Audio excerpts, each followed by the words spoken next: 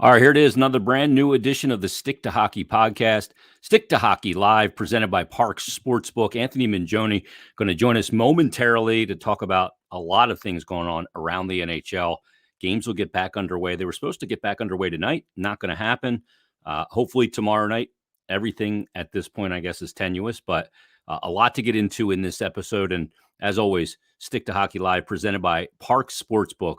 You got to go and get the Park Sportsbook app, download it in the iOS store or for your Android. No matter which one you have, there's an app there available to you. Easy to use, easy to navigate, and a ton of fun because live play-by-play betting is where it's at. You can bet next to score. You can bet points on players. You can bet all kinds of different things, periods, first to score, which everybody knows I love. Exact score, even more fun. And new customers right now, if you sign up, you're going to get a $500 risk-free bet. So get on there, get the app, or go to parkscasino.com/PA. All the info is there, and check it out. And make sure you follow the Parks social channels on Twitter at Park Sportsbook, on Instagram, Facebook, YouTube, all that stuff. Great content, daily specials, and tons more. But let's get to our guest right now. Joining us on the Stick to Hockey Live podcast, not Stick to F1. It's my Stick to F1 co-host, Anthony Mingioni. What'd you think of the Abu Dhabi Grand Prix? Here we go. It's like a Remember, flashback. we're two hockey guys with a passion for Formula One, but we're going back to our origins here today. Well, it's weird though, Ant. Like, I feel so disconnected from the hockey season, even though it's only been paused for not even a week at this point. Yeah. But for some reason, it just feels like an eternity, maybe because the routine's not there right now. Yeah, I think that's a great way to put it. It's just, we always get into the break and there's always a little bit of like a somewhat of a pause. We get the, obviously the trade moratorium, before, the holiday, the roster freeze usually every single year.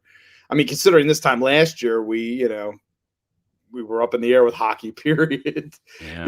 Until January, we were pretty much just talking about that. So in some ways, it has somewhat of that feel, I guess, a little bit. But at least because we don't have a determined time frame, we have plans that have been discussed, obviously, of what may be occurring next week as teams get ready to ramp things back up. But yeah, we're not there yet, and it does have that sort of strange. Not quite the same feel, but there's some echoes of it that are a little bit that can kind of throw things off a bit. I would agree with you on that.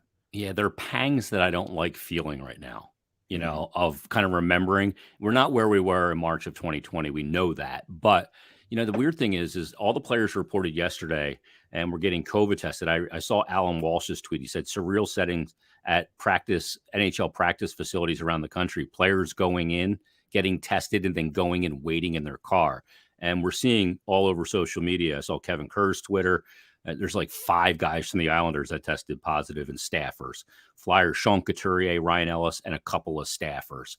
So, I mean, where does the game go from here? Because, I mean, these players all left the routine of being an NHL player and went out into the real world. And we're finding out more and more that come back there's going to be even more COVID cases than when they had the pause begin.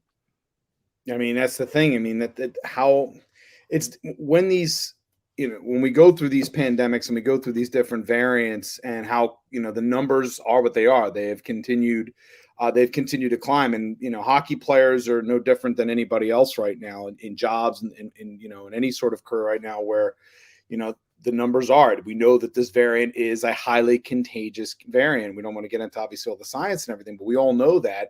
We hope that the impact will be obviously a lot less, but it doesn't change the fact that everything right now seems to be sort of if things were rolling for a little bit there, the pause became something that I think is necessary. I think with hockey, I know everybody's pointing to the NBA and saying, well, they're continuing to play, but I just feel like with hockey, you have a much larger roster, larger staff, and you have to control for a lot of those variables. But then they're going out into the world, right? They're going back with their families, mostly, obviously, hopefully, within the area, and are kind of in a holding. They're with family, and the hope is that you're being careful.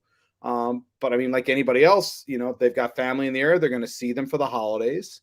And then after that, then they come back in and they're in this scenario they're in now where everybody's in a holding pattern. They're getting their tests, and then we're going to find out. I know Toronto as well. I know their numbers, the players. I think the numbers for the Marlies, the minor league team, was very high.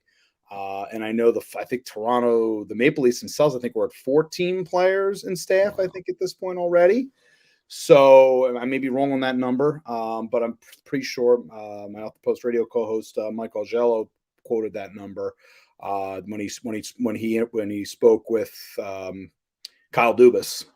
So everybody's in this state right now, and the question's going to be if we are going to have hockey this week or not. And if the numbers are what they are, and they're even higher than before, this whole situation of setting up what they're trying to set up with potentially, expanded rosters, taxi squads, things of that sort. Maybe it's another week. Maybe they get past the new year possibly and see where things are at that point. But again, we're all in a holding pattern, certainly waiting for this stage. Yeah, and the NBA, and the NFL trying to trudge forward as best they can. And Elliot Friedman put out that tweet yesterday saying that the NHL and the PA are working on roster protection, including optional use of taxi squad through the All-Star emergency call-ups, as long as the player is making no more than $1 million and the freedom to add a goalie if a club has less than 2 healthy due to the virus. The other part is, I could see things maybe getting paused further. I don't know if the league wants to keep pausing, keep extending. And I get why they did it today, basically, because they didn't have time to get everybody tested and then have games tonight. But, the one thing is the Winter Classic is looming too. And that is a big, big day for an NHL that lost a lot of revenue with no fans and lost a lot of eyeballs. And it's their marquee event. That's not the playoffs. So I can see them pausing until the Winter Classic and bringing it back then on January 1st. But, the other thing too is, the Canadian border is an issue again, because they are, I read in 32 Thoughts, and Fried said, he quoted somebody off the record and said, we're 6 months away from only testing symptomatic players in the NHL. They're 6 months away from even beginning that discussion. So, you have that element too. Yeah, the NBA deals with the Toronto Raptors. It's one team. We've got 6 in Canada in the NHL. And I don't know what you do if players can't cross the border. That's why I was surprised the Flyers, went on that road trip, because if a player tests positive there, he's not coming back in this country until he's clear. Right, exactly. And that is a double tree. That's a double issue for them. And again, I'm going to be curious if they do begin play this week and they do go out on this road trip, and the Flyers can be one of the teams that are going to potentially have to use that because they're going to be out there on the road, and they're going to need to potentially maybe have to carry a third goaltender in this circumstance, or they will have to carry somewhat of a taxi squad, at least based off of what it sounds like. It's optional. It sounds like, I'm not sure whether it's going to be a case of, can teams turn it on and off like a switch, say, okay, we're back home, we don't need to use it this week, can we put it back on again? We still don't have clarity yet, and that's something that we need to know if it's something that teams, it sounds very odd. It sounds like they don't want to make it an absolute demand of teams that they have to do it, but I guarantee anybody who's going out on a road trip is going to probably, if they have the option to turn that on switch and use it, they're going to use it. Well, think about the road trip from this standpoint too. Flyers are going to fly to Seattle to take on the Kraken, then in San Jose, then Los Angeles against the Kings, and then they'll wrap up that road trip against the Anaheim Ducks coming up on January 4th. An airplane is the least circulated air out there. If anybody on the team has it, I imagine everybody in that tube called an airplane is going to get it. and look, I don't dare I say maybe it's a good thing because the players aren't getting sick. But the thing we don't know is, once you get this Omicron variant, are you not going to get it again? Or could you test positive in 3 weeks with it again? We don't know. It's the mutations of it. Exactly. And that's the part that's kind of strange. And it's one of the areas that I know that, this with the vaccine and everything, we don't want to get too heavily, obviously, into that. But again, if you had the booster shot, and that was obviously the biggest recommendation that people have had with regards to fighting against this in terms of cutting down on how bad your symptoms would potentially be. But the mutations do make this thing a bit different. Now, the patterns have been overseas, like for example, in South Africa, which has already been reported, is that they had a spike for a short time, and then things dropped very quickly in terms of the hospitalizations and things of that sort. So that's another area that I think I think they're looking at some of these overseas situations and saying, okay, let's put these safeties in place now, and then we'll see, where we are going forward based off of how the patterns will work here. And I don't see any indication that they're not going to play 82 games unless things were to go really haywire with another variant, because they don't want to lose the TV revenue that's comes with it from local rights holders. They don't want to lose any potential butts in seats, even if, in Canada, 50% capacity. So they have this big window now because the NHL players are not going to the Olympics. They have this big gap now where a lot of these games will be made up. But, I'm starting to wonder, though, with so many players out, for the gambling population as well, you got to be careful because, your futures bets could depend on certain players being out for a period of time. I mean, are we supposed to look at these games as legit as any other games, or is this is just the best we have? I think you're going to have to just make sure, as I would think, as a wagerer, you're going to, especially if you're wagering in hockey right now or in any sport, you have to be, aware of what the situations are with the teams. I think we may see in this circumstance wagers that will happen very close to game time in this circumstance. That's why play-by-play betting through the Parks app is great. Exactly. And in that circumstance, that's where that you would lean on that. And if you're going to be making wagering in this case, is that that's where, if you get the scouting and everything and you have that information ahead of time to know, okay, these guys are likely going to be out of my lineup, that makes your call as to whether or not you want to put that wager in or not. The other part of this, I'm amazed through all of this, two guys that have not tested positive and missed any games. Keith Yandle and Phil Kessel. Somehow. They're both hunting down this streak. I've said it before. When Keith Yandle, if he does break it, knock on wood, I hope he doesn't test positive. But if he does break it, he's going to come out of the lineup eventually here soon, and it's going to be broken by Phil Kessel. Oh, because he's not going to come out of the lineup. No, Phil's not coming out of the line. Arizona's a guy. We know where Arizona's situation is. I mean, that team is a hot mess. So Phil's going to keep playing because they got the two reasons they need his offensive lineup, and two, they need to feature him before the trade deadline. Exactly. Yeah, he'll be a sought after player because he can. It's amazing. Like, he's the most unimpressive looking athlete I've ever seen off the field of play, and he's a freak athlete. Like they said, he's strong. Like, he's freaky. Mm-hmm. He's really he's just got Phil's got just ungodly strength. It's just he's not like a powerful, but I guarantee, ask anybody who probably has to go up against Phil, especially when he was playing with the Penguins, how much of a hand. If you already got to deal with the rest of that lineup, dealing with like a Malkin and a Kessel on the same line when they're really clicking. Yeah. They're a physical nightmare to deal with. Well, they used to say, I forget who was telling the story, but when he would come into Toronto after the summer for fitness testing, he'd win it every year. The dude can dunk a basketball. Yeah. I mean, he looks like he just rolled out of a 14-day bender out of Teak at Penn State, and the guy it's unbelievable. Imagine if he gave a shit, I mean, and took his body seriously. Considering what he went through the young and in early days of his career with cancer and everything. Yeah. You will never ever get me to ever question Phil Kessel's toughness. Yeah, it's amazing. So we're a little bit off the track now, but I figured I'd mention that for some reason. Well, that happens sometimes. In light of the pandemic, just keep kind of doing this, and we're not seeing some of the best players. Like, the Flyers are going to be without Sean Couturier now. They were out without Morgan Frost for a bit. Ryan Ellis tested positive as well, but we haven't seen him. Right. But has the product still been just as good around the league when you look at it? I mean, I like to watch star players. When mm-hmm. Trevor Zegras went over the net to Sammy Milano, I was like, all right, that's a fascinating play to me. Yeah. Like, just the stones to pull that play there, right? When Svechnikov did it from behind the net with the Michigan goal.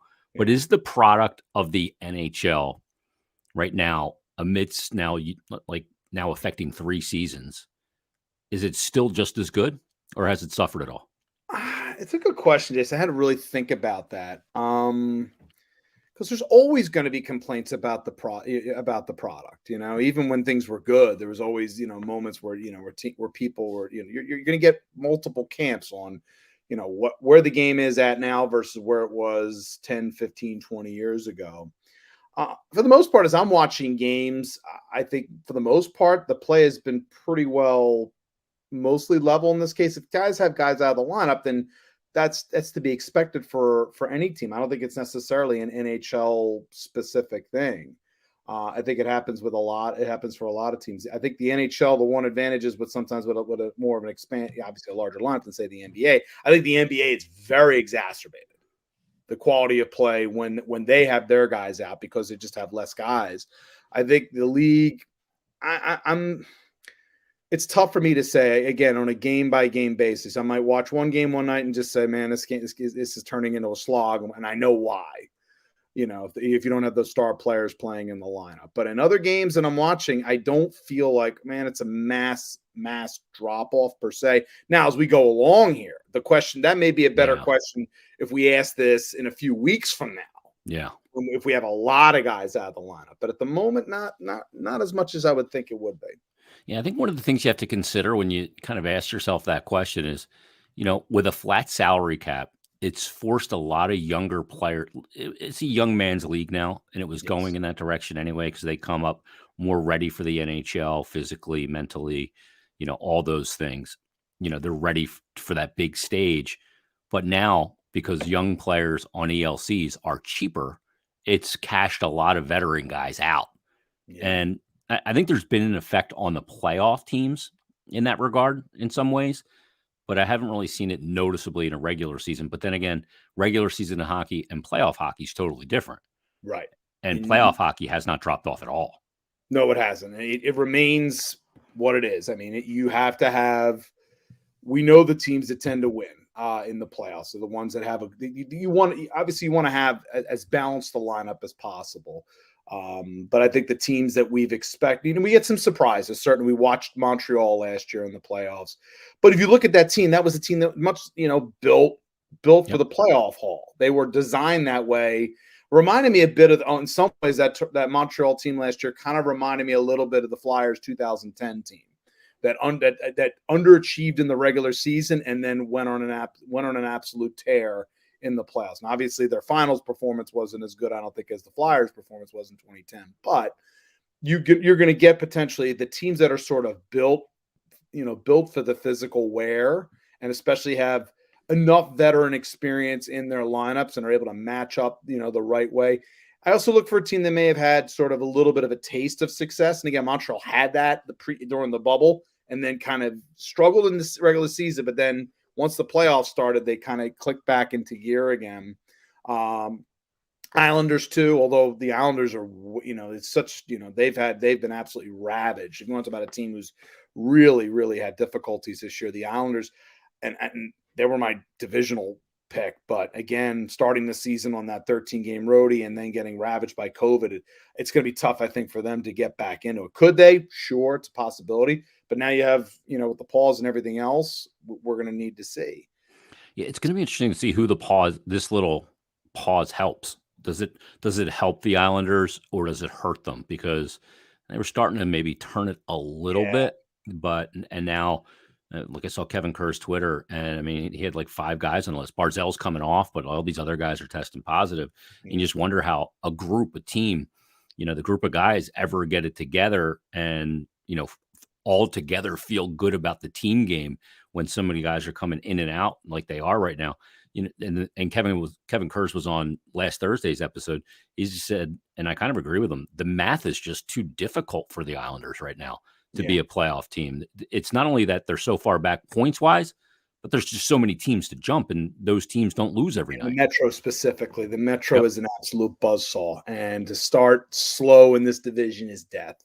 And the Flyers obviously are knowing that they've got a hill to climb. They've got a massive hill to climb after what happened early in the season for them, but especially for the Islanders, the way this division is set up right now, when you're looking at, the way things are set up in this division, Carolina and Washington and the Rangers are kind of, and the Penguins are just far and away just, the best. It's tough to get up into that area, which would be a playoff berth. And you got to, as you said, leapfrogging that many teams is going to be a difficult task for them to pull off. They may just look at it this year and say, you know what, we still got a good team. The only concern I also have with the Islanders is the fact that they really stocked up on veterans this year. Yeah, they're an old team.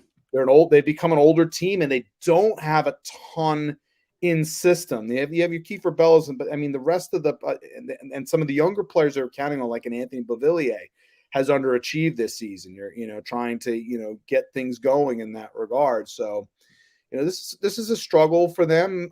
We know Barry Trotz took a few years with the Capitol before he finally got the things to click together.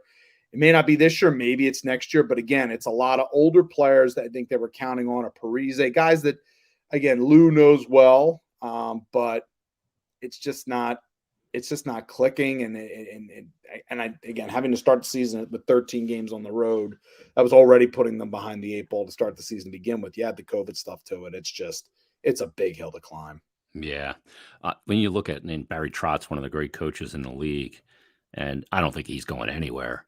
And we're going to get into our awards in a second, but you mentioned that you picked the Islanders to win the division, and they were went to a conference final the last 2 years. Everybody thought that was part of the progression this year, but right now we're going to get into some NHL award stuff. But let me ask you this before we get into it. If you look at the team that you think is going to win the cup at this point, and again, there's a lot of variables here. Is it hard to bet against on the Parks app at the Tampa Bay Lightning three-peating at plus 800?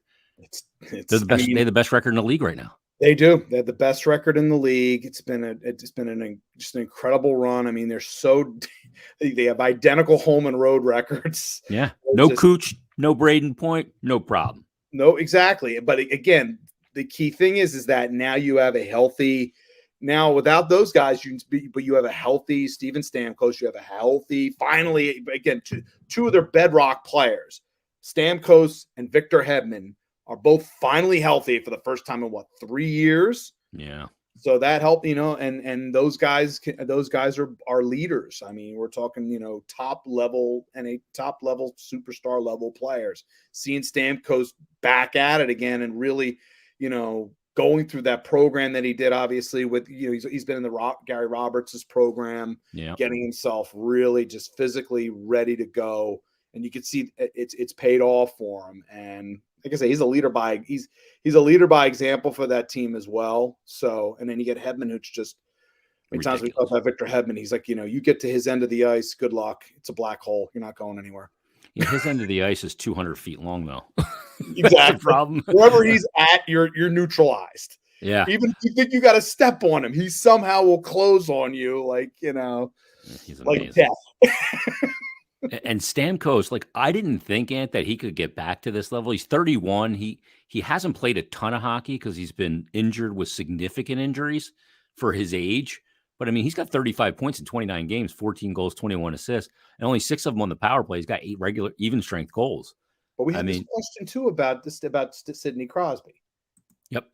And Crosby also we were wondering whether or not after several years of injuries, which, obviously disrupted him, and then the best guys find a way. I just feel like they will find a way if it's still early enough. Now, if Stamkos has happened to him when he's 35, 36, it gets obviously extremely difficult. But maybe in some ways having that downtime is good for the body in the circumstance. So now as he gets into the latter part, into his 30s, that, he can get back on that, that treadmill to try to get himself, not treadmill, but I mean on that ascent to get himself back up amongst the elite players that we knew him to be. Yeah, it's amazing. Great release too. Yeah. And I'm happy for the guy. He's somebody a player that has never been to the Olympics, so he misses that opportunity. But let's get into our awards categories. We're going to do the NHL awards right now. And let's start with let's not start with the big one. We won't start with the Hart. We'll end with the Hart. But let's go with the Rookie of the Year. Let me give you the odds here on the Calder. And right now, the highest odds, the worst payout, is Lucas Raymond of the Detroit Red Wings at plus 100. Zegras is at plus 2.25. Moritz Seider at plus 600 and Michael Bunting at plus 1,700. If you're looking at it right now, I mean, 28 points for Lucas Raymond so far this season, leading all rookies, 10 goals. It's got to be him, right?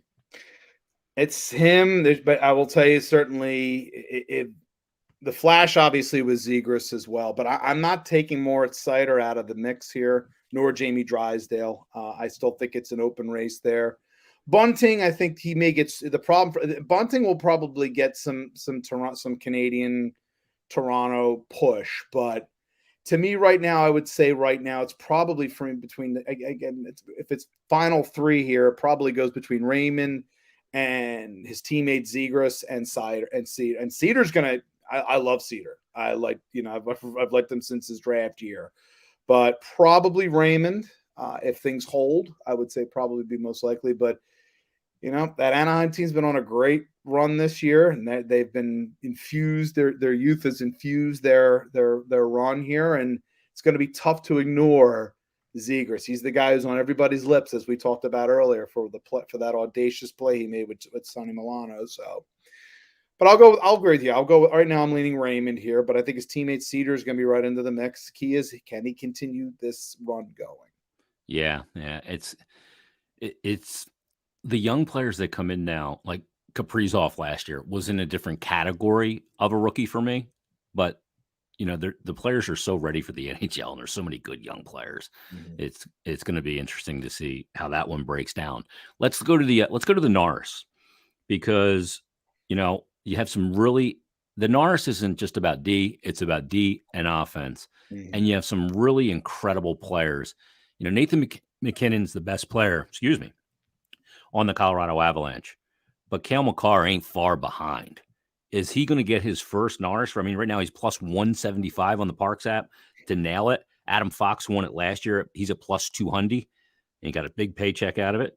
Ekblad is in the top 4 at plus 800, tied with Victor Hedman. Or can Hedman kind of grab this? I mean, Hedman's an over a point per game player right now. I think it's going to be tough. I love Cale Makar, I really do, but I can't ignore his effect.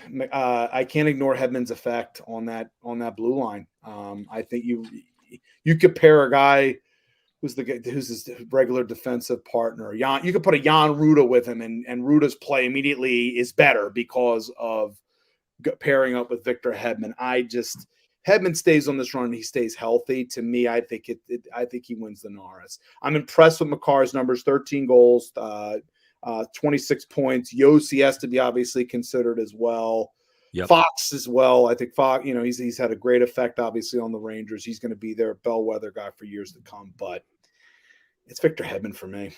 Yeah, I mean, I've said this before, and some people said I was crazy. I think that Victor Hedman might be the best, maybe not the best or most dynamic, but the most important player to his team of anybody in the NHL.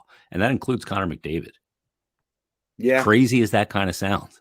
They've figured out how he has been able to continue to have a high standard of play despite the crazy number of dings that he has taken in his career. And he still was able to be effective, and now he's healthy. Finally, he's healed up. It's just he is the I don't want to say he's the Pronger of this generation, but he sure might be. He might be. Yeah, he's first ballot. He doesn't quite have. I don't know if he doesn't have Pronger's snarl, but he's also a guy that will. Who did? I've seen him obliterate guys on hits. He doesn't do it regularly. But he if he wants to step into you, you will know it. Yeah, Pronger was meaner and dirtier, no doubt about that. If Chris was on right now, he would admit that happily. Let's go to the Vesna, my favorite, of course. And I think this is really kind of a 4-horse race right now for the Vesna. And Shesterkin's kind of the guy that's gotten a lot of the headlines so far this season because of his goals saved above expected. Jack Campbell's had a really good year in Toronto. I've never been a believer in Jack Campbell, and I'm still not. Vasilevsky, he's got one. He's been nominated. He's probably the best. You can look at Vasilevsky's career numbers right now and go, Hall of Famer already. Yeah. They're that good. And Jacob Markstrom, I think, has been incredible for Calgary. I think he's got 4 or 5 shutouts already. Yeah. Just an outstanding season, now playing behind Daryl Sutter's Calgary Flames, who are having a much better campaign than a lot of people expected.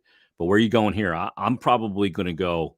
I'm leaning right now towards Shesterkin, but I have a feeling it's more like Campbell at plus 650 because of the Toronto element.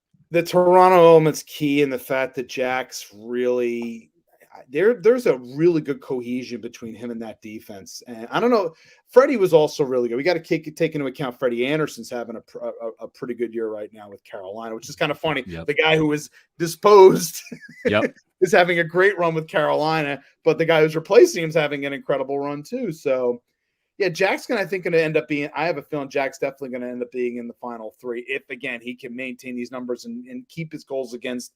He's right now at a 192, 193, I think, right now. If he's still in the low twos and keeps the save percentage above a 925 or so, he'll be right in this. It's tough again. Once again, you look at Vasilevsky, he's much like Hedman in terms of you take him out of the mix. Yeah, he can handle just a ridiculous number of games. Markstrom had a great early start to the season because his numbers are still pretty solid as well. To me, I even though he won it last year, if Tampa's remaining at the top of the league throughout the rest of the season, you may be looking at multiple award winners there between him and him. I know the league probably would prefer not necessarily to be having everybody on one side. But if Campbell stays on this run, he's going to get a strong push from up in Canada. I think he'll get a strong Canadian push in this circumstance. I'm going to still lean as a back-to-back winner, Andrei Vasilevsky. The thing is, we're going to look back eventually at this Tampa team and go, that was one of the greatest teams of all time. When healthy. They win. I mean, they're already there. Yep. And if you add a third Stanley Cup to the mix, how difficult that is. We've seen teams put back-to-backs together. But not since 83, 82, 83, and 84. Not triples, not back-to-back. Not since the Islanders. Right. And you will look at it and we'll just look at this lineup, and much like we looked at that Oilers team and say, good Lord, look the guys they had. They had, Kucherov was just an amazing, just amazing offensive player, despite the injuries that he's had.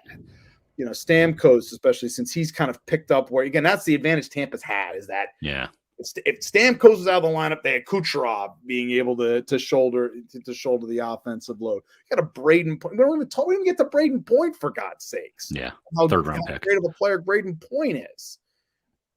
Yeah, they're unbelievable. They're an unbelievable team. But Vaz, to me, again, Shesterkin, what may hurt is his time out. Yeah. When he was out and hurt, that might have a hiccup. Now, Vaz comes back to the pack. Shesterkin, I think, would definitely be, he'll be in the final three conversation. But I have a feeling Campbell, if he maintains it, might sneak in that third one. You're going to hear plenty from Western Canada not happy. Calgary fans won't be happy necessarily about that. Yeah. Goes bias and stuff. But to me, if things hold, it's tough for me to pick against Vaz. Yeah. Let's go to the biggie. Let's go to the Hart. I think one of the issues with the Hart every year for McDavid and Draisaitl is they splinter each other's vote. But I don't know that this is the year for them. And I like the pay I'm getting here at plus 400 for a Russian named Alexander Ovechkin. Perhaps you've heard of him. He scores a couple of goals. He is having just an incredible start. And it's not just goals, and it's not on the power play. Mm-hmm. He's got assists. He's playing a complete game. The guy is 36 and just no signs at all whatsoever, except the salt and pepper in his hair, that he's aging. There's a lot more salt and pepper in that hair now. Yeah. Crazy. Like, you see him, you're like, and this guy, I mean, Ovechkin is still just absolutely insane. He's turned the staunchest he won't catch Gretzky people to going, I think he's going to get him. Yeah. And this may be, if his performance maintains, this may be his best. And we're talking a long, illustrious career, but if we're looking at his overall performance, this may be his best year of his career at age 36. Everything that, he's takes that team on his back and shoulders them. and he's having an incredible year. I can't even consider anybody. I mean, I looked at it again between McDavid and Draisaitl, and I'm looking at it, but I'm also looking again. You do have to look at team effect, and the Oilers are up and down as a team. Yep. And that's no fault to Draisaitl, and that's no fault to McDavid, but it happens. Whereas Washington seems like they're right there at the top. They're battling Carolina. The Rangers are right with them as well. But Ovechkin, again, at the end of the day, I think is having one of his best overall seasons, I think, potentially in his entire career. At age 36, he's the Russian machine, man. He just somehow just keeps on going. And I think there's a really good chance he has a chance of catching Gretzky in some of those records. Yeah, I agree. And again, he's at plus 400. Draisaitl at plus 400. McDavid, who's on pace for like 145 points, I think, plus 125. Austin Matthews at plus 800 on the Parks app. Last one. Let's Coach of the Year. This is an interesting one because I mentioned Daryl Sutter. They got off to such a good start to the season. Calgary, they've fallen back a little bit. He's got to have some consideration to this point. I mean, Dallas Eakins, the job he's done with the Ducks. Yeah, nobody saw that coming. And then you got Rob Brind'Amour in Carolina. I mean, you got some really good candidates here. Laviolette doing a good job again there, like you mentioned with Washington. The best coach in the league, I think, is John Cooper, but everybody will look at it and say his team's so good they won back-to-back cups. How hard is that? Sometimes that's harder. But who do you have for Coach of the Year right now? It's a tough one right now, and I'm not going to lie to you. I think you didn't mention a certain name in Minnesota. Lane Vigneault. Yeah, Lane Vigneault. Dean Evison, Minnesota. Yeah, their first-place team as well. He's got that team playing extremely well in Minnesota. They're a tough, single-minded team, really good. Again, the goaltending's been solid there. Cam, our old, former Flyer Cam Talbot, along with you can't call him former Flyer. He's here for 6 minutes. He was, whether you like it or not. He had a cup of coffee. He had a cup of coffee here. So what are you going to say? But Evanson's got to be right there in the mix. And I think if they stay, I think Aikens probably gets a lot of that, and that's where I think Evanston probably. But if they win that division, I have a tough time actually, because how the Jack Adams works. We know how this works, is that the team that you don't expect, that the coach gets them up to a division title. I think Evanston would be at least in the final three, and possibly he might win it, because they're going to look at it and say, Brind'Amour's won it, Coop's won it. Aikens, if he can keep them up there right now, that's another really good, especially a young team like that. Aikens could potentially take some of those votes maybe away from Evanston in this circumstance out west. But as long as Minnesota's up there at the top of that division and stays there, I really actually think, and obviously Rob Brind'Amour's done an incredible job in Carolina, but he's got just firepower upon firepower there that you names can roll off. Minnesota's got, Eriksson Ek, love him, good player. Kaprizov, good player. Ryan, they're going to hear out on, we're going to say another former Flyer with a cup of coffee, Ryan Hartman, having, a really, really excellent year for that team so far. Whether that stays, whether he's able to maintain it, I don't know.